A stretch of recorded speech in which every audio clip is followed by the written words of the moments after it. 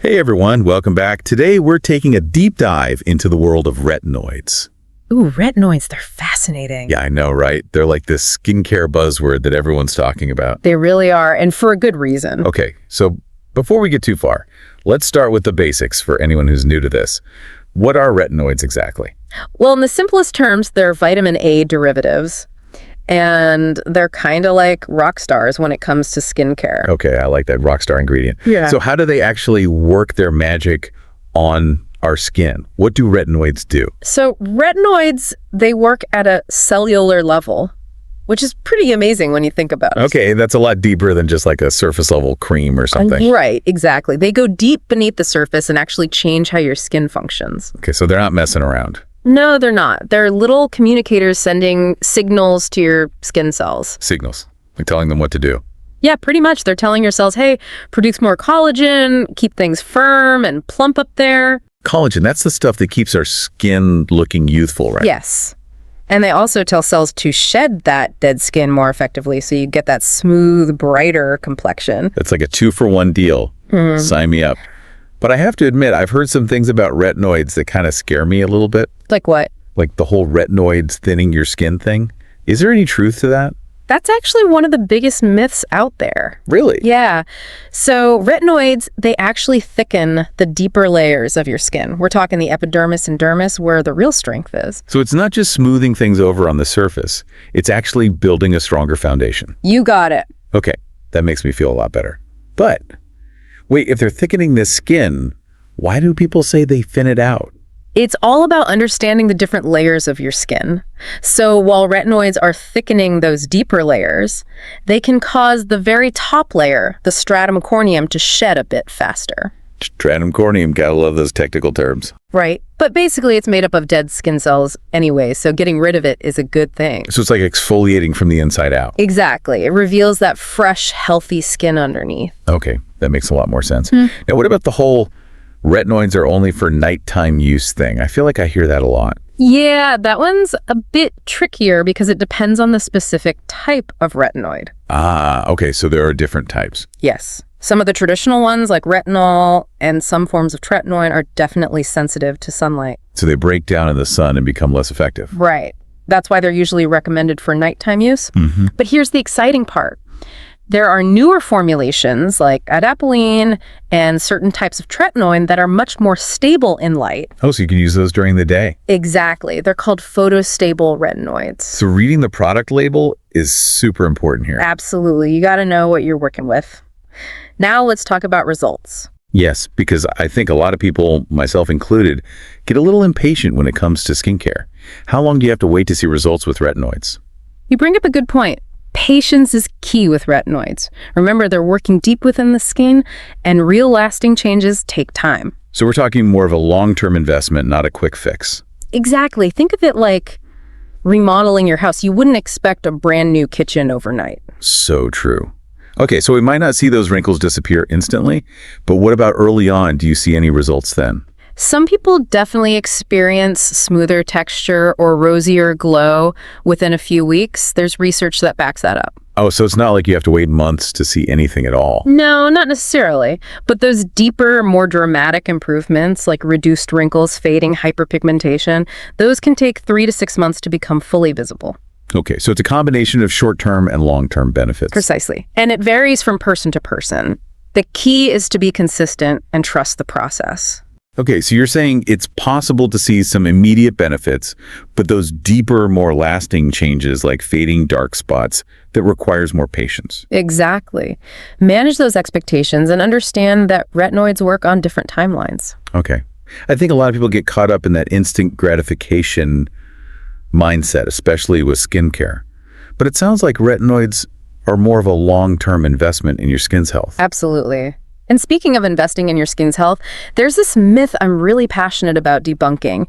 Many people believe you should wait until you see signs of aging before using retinoids, but that's just not true. Oh, really? So you don't have to wait for those fine lines and wrinkles to appear before incorporating retinoids? Not at all. Microscopic changes in the skin, the very beginnings of aging, they start long before you can see those wrinkles with the naked eye. Think of it like this. You wouldn't wait for your car to break down before getting regular oil changes, right? It's a good analogy. So you're thinking about preventing those deeper changes from happening in the first place. And let's not forget, retinoids are fantastic for acne too. They can help keep pores clear and prevent breakouts before they even start. So they're not just for anti-aging then? Nope. They're valuable for people of all ages. That's amazing. Yeah. Okay, so we don't have to be in our 40s or 50s to reap the benefits of retinoids. Now, there's another buzzy ingredient I want to talk about, bakuchiol. Everyone's calling it nature's retinol. What's the deal with that? Bakuchiol is definitely having a moment right now, and for good reason. Studies have shown some promising results. It can improve skin texture, reduce hyperpigmentation, and even stimulate collagen production. So it basically does what retinol does, but it's from a plant. Well, not quite. While bakuchiol might mimic some of retinol's effects, it's not a retinoid. It doesn't work in the same way at a cellular level. Okay, so it's not a true replacement for retinoids. That's the key takeaway. While bakuchiol is a great addition to the skincare world and can be a good option for people with sensitive skin who can't tolerate retinoids, the research on it is still limited compared to the decades of research we have on retinoids. Got it. It's like comparing apples to oranges. Both fruits, both good for you, but not interchangeable. Exactly. And finally, let's tackle one more common misconception. Do you have to use retinoids every single day to see results? Oh yeah, I've definitely wondered about that myself. Sometimes even I feel a little overwhelmed by my skincare routine. And you're not alone. Many people assume that daily use is the only way to go. However, studies have shown that using retinoids even once or twice a week can lead to noticeable improvements, especially with the more potent formulas. Really? So even if I can't commit to slathering it on every night, I can still get those retinoid benefits? Absolutely. It's about finding what your skin can tolerate and building up gradually. In fact, starting slowly and gradually increasing frequency is often the best approach, especially if you're new to retinoids or have sensitive skin. Listen to your skin and find what works best for you.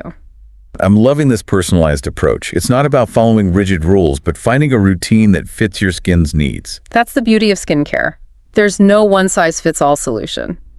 Okay, let's say someone is ready to take the plunge and try retinoids. What's your advice for getting started?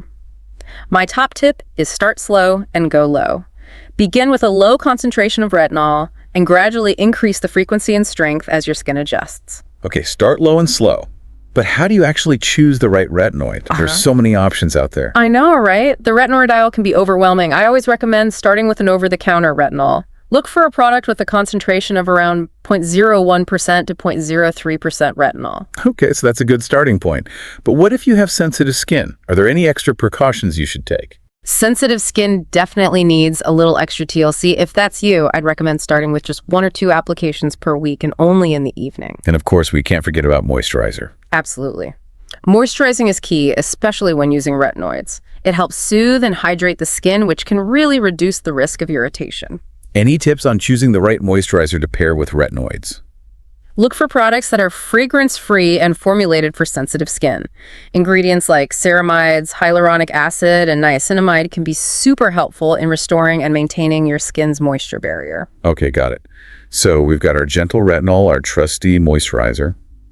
What about the rest of our skincare routine? Do we need to make any adjustments when incorporating retinoids? I would say keep it simple, especially when you're first starting out. Stick to the basics, a gentle cleanser, your retinol moisturizer, and of course, sunscreen during the day. Sunscreen is non-negotiable. We've said it before and we'll say it again. You're absolutely right. Retinoids can make your skin more sensitive to the sun, so daily sunscreen is essential, even on cloudy days. Absolutely. Okay, so we've covered the basics of starting a retinoid routine. But what about those who've been using retinol for a while and are ready for something stronger? If you've been using an over-the-counter retinol consistently for a few months and your skin's tolerating it well, you might consider moving up to a higher concentration, maybe something in the 0.05% to 0.1% range. Okay, so gradually increasing the strength as your skin adapts. What about prescription retinoids? That's definitely an option. If you're looking for something more potent, you can talk to your dermatologist about prescription-strength retinoids like tretinoin. Tretinoin is the gold standard, right? It seems like that's the one dermatologists always recommend. It's one of the most well-studied and effective retinoids available, but it's important to remember that tretinoin is a potent medication and should only be used under the guidance of a dermatologist. So if you're considering tretinoin, make an appointment with your derm. They can help you determine if it's the right fit for your skin and prescribe the appropriate strength and dosage. Exactly. They'll take into account your skin type, your concerns, and your medical history to make sure it's a safe and effective option for you. Are there any other types of retinoids people might encounter besides retinol and tretinoin? You might come across adipalene. It's another prescription retinoid that's particularly effective for treating acne. It's generally gentler than tretinoin, so it can be a good choice for those with sensitive skin. So it sounds like there's a retinoid out there for everyone, from beginners to those looking for a more potent solution. That's one of the great things about retinoids. There's so much versatility and so many options to choose from. Okay, let's do a quick recap of the key points for building a successful retinoid routine. What are the most important things to remember? Start low and go slow. Introduce retinoids gradually and increase the frequency and strength as your skin can handle it. Don't rush the process. And we can't forget about moisturizing and sunscreen. Those are absolute musts when you're using retinoids. Absolutely. And if you're thinking about prescription strength retinoids, definitely consult with a dermatologist. They're your best resource for personalized guidance. And perhaps most importantly, listen to your skin. If you're experiencing any irritation, scale back or discontinue use and consult with your dermatologist. Couldn't agree more. Now let's shift gears and talk about some common questions and concerns about using retinoids. I know there are a lot of myths and misconceptions floating around out there. I'm sure our listeners have a ton of questions. It's a topic that can be confusing. One question I hear all the time is, can I use retinoids if I'm pregnant or breastfeeding? That's a really important one. And I know there's a lot of conflicting information out there. The current recommendation from most dermatologists and obstetricians is to avoid using retinoids during pregnancy and breastfeeding. So it's better to err on the side of caution. Exactly. There's not enough research to say definitively whether or not retinoids are safe during those times, so it's best to avoid any potential risks. Okay, that's helpful to know. What about other potential side effects of retinoids? We've talked about dryness and irritation, but are there any other things people should be aware of? One thing that can happen when people first start using retinoids is something called purging. Purging. I've heard that term before, but I'm not sure I fully understand what it means. It's basically a temporary increase in breakouts as your skin adjusts to the retinoid. So it's like your skin is getting worse before it gets better. In a way, yes. Retinoids speed up cell turnover, which can bring underlying blemishes to the surface more quickly. It's like a deep clean for your pores. But it's important to remember that this purging phase is temporary. Exactly. It typically subsides within a few weeks as your skin adapts to the retinoid. What if you're not sure if you're purging or if it's like a bad reaction? That's a great question. If you're concerned about purging, it's always best to talk to your dermatologist. They can help you differentiate between purging and a true negative reaction. Okay, purging is one thing to look out for. What about redness or peeling? Are those common side effects of retinoids? Some redness and peeling are totally normal, especially when you're first starting out or increasing the strength of your retinoid. It's a sign that the retinoid is working to accelerate cell turnover. However, if you experience excessive redness, peeling, or burning, it's best to discontinue use and consult with your dermatologist. Better to be safe than sorry, especially when it comes to your skin. Absolutely. And remember, you can always minimize those side effects by using a gentle cleanser, moisturizing diligently, and protecting your skin with sunscreen. Okay, so we've covered starting a retinoid routine, potential side effects, and what to do if you experience any issues. But what about long-term use? Can you use retinoids forever? That's a common question, and the short answer is yes. Retinoids can be used long-term. In fact, consistent use is key to maintaining those benefits. So it's not just a quick fix, it's a commitment to healthier skin over time. Precisely. And the good news is that your skin's tolerance to retinoids tends to increase over time, so you may be able to gradually increase the frequency and strength as needed. That's reassuring. But what about that old myth that retinoids thin your skin over time? We debunked that earlier, but I think it's worth reiterating. It definitely bears repeating. Retinoids actually thicken the deeper layers of your skin. They stimulate collagen production, which leads to stronger, more resilient skin. So the takeaway is, retinoids are not only safe for long-term use, they can actually benefit your skin in the long run. That's amazing. I agree. It's one of the reasons I'm so passionate about retinoids. They really are a skincare powerhouse. Okay, so we know that consistent use is key. Any tips for maximizing the effectiveness of your retinoid routine? One of the most important things is to apply your retinoid to dry skin. Wait, really? I always thought it was best to apply skincare to damp skin. While that's true for most products, retinoids are a bit different. Applying them to dry skin can actually help reduce irritation and improve absorption. It allows the retinoid to penetrate more effectively without being diluted by water. Interesting. So after cleansing, I should let my skin dry completely before applying my retinoid. Exactly. And remember, a little goes a long way. A pea-sized amount is all you need for your entire face. Less is more when it comes to retinoids. Any other tips for optimizing our retinoid game? I'd say be patient and consistent. We talked earlier about how retinoids can take time to show results. Don't get discouraged if you don't see dramatic changes overnight. Stick with it, and you will eventually see those amazing results. Patience and consistency are key. Any other pro tips for our listeners? Consider incorporating other ingredients that complement retinoids like antioxidants and peptides. Antioxidants like vitamin C, right? Yes. Vitamin C is a fantastic antioxidant that can help protect your skin from environmental damage like pollution and UV rays. It also works synergistically with retinoids to boost their effectiveness. And peptides, those are the building blocks of collagen, if I remember correctly. You got it. Peptides can help stimulate collagen production, further enhancing the anti-aging benefits of your retinoid routine. So retinoids, antioxidants, peptides, it's like a skincare dream team. It's all about creating a synergistic routine that addresses your unique skin concerns. I love that. Personalized skincare at its finest.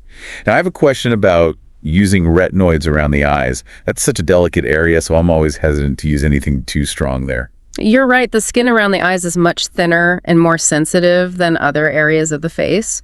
While some people can tolerate retinoids around their eyes, others find it too irritating. What's the best approach for using retinoids around the eyes? If you want to give it a try, start with a very low concentration and apply it sparingly, maybe just a couple times a week. And always do a patch test first to check for any sensitivity. Patch testing is a must. It's always better to be safe than sorry. Definitely. And there are also eye creams specifically formulated with retinoids that are designed to be gentler on the delicate skin around the eyes. So if you're looking for a retinoid specifically for your eyes, it's best to consult with your dermatologist. They can recommend the best option for your needs. Exactly. Now let's shift gears and talk about proper storage. Storage. Is there a special way you need to store retinoids? Yes. Retinoids can be sensitive to light and air, so proper storage is essential to maintain their effectiveness. Okay, so where should we be keeping our retinoid products? Store them in a cool, dark place away from direct sunlight and heat. So maybe in a drawer or cabinet rather than on the bathroom counter. Exactly. And always make sure the lids are tightly closed to prevent air exposure, which can degrade the retinoid. Got it. Proper storage can really make a difference in preserving the potency of those retinoids. Absolutely. Now let's address another important aspect of using retinoids' interactions with other skincare products. Ah, yes, the age-old question of what can and can't be mixed. I'm always so nervous about combining different products. It's definitely something to be mindful of. Retinoids can interact with certain ingredients, so you want to avoid any negative reactions. Okay, so what are the big no-nos when it comes to mixing retinoids with other products? You generally want to avoid using retinoids at the same time as other potentially irritating ingredients like benzoyl peroxide, salicylic acid, or high concentrations of alpha hydroxy acids, AHAs. So no retinoid and benzoyl peroxide cocktail parties for our skin. Not the best idea. Combining those ingredients can significantly increase the risk of dryness, irritation, and even burning. We want to be gentle with our skin, not bombard it with harsh ingredients. Yeah, noted. Are there any other ingredients we should avoid mixing with retinoids? It's generally best to avoid using retinoids with vitamin C in the same routine. Wait, really? But I thought vitamin C and retinoids were a skincare power couple. I see them paired together all the time. While both ingredients have amazing benefits for the skin, using them together can be a bit too much for some people. Too much of a good thing. Exactly. Combining these two potent ingredients can sometimes increase the risk of irritation and sensitivity. If you want to incorporate both vitamin C and retinoids into your routine, consider using them at different times of day. So maybe vitamin C in the morning and retinoids at night. That's a great strategy. And as always, listen to your skin. If you experience any irritation, adjust your routine accordingly. Okay. I think we've covered just about everything there is to know about retinoids. From starting a routine, to navigating potential side effects, to understanding how they interact with other products, I feel like we've really unpacked it all. I agree. We've covered a lot of ground today. Any final words of wisdom for our listeners before we move on to the exciting innovations happening in the world of retinoids? Yeah, I feel like we've covered so much ground already, but you know what I'm really curious about? What does the future hold for retinoids? Like, what exciting new innovations are on the horizon? Ooh, that's a great question. The world of skincare is always evolving, right? And retinoids are definitely no exception. Researchers are always looking for ways to make them even more effective and user-friendly. I love that. So what's cooking in the skincare labs? Spill the tea. Well, one of the most promising areas of research right now is in encapsulated retinoids. Encapsulated retinoids. Okay. Yeah. That sounds super high tech. What does that even mean? It is pretty high-tech. Basically, imagine this. You have this tiny retinoid molecule, and it's encased in a protective shell. Oh, okay. So it's like protected. Exactly. And this encapsulation technology, it allows for a more targeted delivery. So the retinoid is released gradually over time. Oh, that's smart. So it minimizes irritation, but you still get all the good stuff. You got it. That's one of the biggest advantages of encapsulated retinoids. All the benefits of traditional retinoids, but with less potential for those pesky side effects like dryness and irritation. Okay, sign me up. What else is in the pipeline? Any other innovations we should be excited about? Definitely. Another exciting area is the development of hybrid retinoids. Hybrid retinoids. Okay, you're going to have to break that down for me. So these formulations, they combine different types of retinoids like retinol and retinaldehyde. So it's like a multitasking retinoid. Exactly. They can tackle multiple skin concerns with a single product. Acne, wrinkles, hyperpigmentation, uneven texture, you name it. It's like a skincare superhero. Yeah. Okay. I am officially adding hybrid retinoids to my must-try list. What else? What other cutting-edge technologies are on the horizon? Researchers are also exploring the use of nanotechnology to deliver retinoids. Wait, nanotechnology in skincare? Yes. It involves using these microscopic particles to transport the retinoid deeper into the skin. So it's like maximizing the impact and getting those retinoids right where they need to be. Exactly. Nanotechnology has huge potential for the future of retinoids. I'm excited to see where it goes. Me too. But with all these new innovations and formulations popping up, it can feel overwhelming. What advice would you give to people who want to stay informed and make smart choices for their skin? That's a great question. Staying informed is so important, especially in skincare. Things are always changing. I would say do your research, read reviews from reputable sources, and of course, consult with your dermatologist. Dermatologists are the best. Are there any online resources you recommend for evidence-based skincare information? Absolutely. The American Academy of Dermatology and the Skin Cancer Foundation both have excellent websites. Awesome. We'll definitely include links to those in the show notes. Any other parting words of wisdom for our listeners as they embark on their retinoid journey? Don't be afraid to ask questions. Whether it's your dermatologist, a trusted skincare professional, or even online communities, seek out information and guidance. Knowledge is power, right? Totally. Okay, so we've explored the science of retinoids, busted some common myths, and even gotten a glimpse into the future of retinoid technology. But if there's one key takeaway from this deep dive, what would it be? I would say retinoids are incredibly powerful tools for transforming your skin, but they're not a one-size-fits-all solution. It's about finding the right retinoid, the right routine, and the right approach for your unique skin. I love that. Personalized skincare is the way to go. Exactly. It's not about following trends. It's about discovering what truly works for you. So well said. And that wraps up our deep dive into the world of retinoids. I hope you enjoyed this journey with us. We encourage you to keep learning and keep exploring the world of skincare. And for more skincare knowledge, tips, and deep dives, be sure to subscribe to The Deep Dive. We'll see you next time.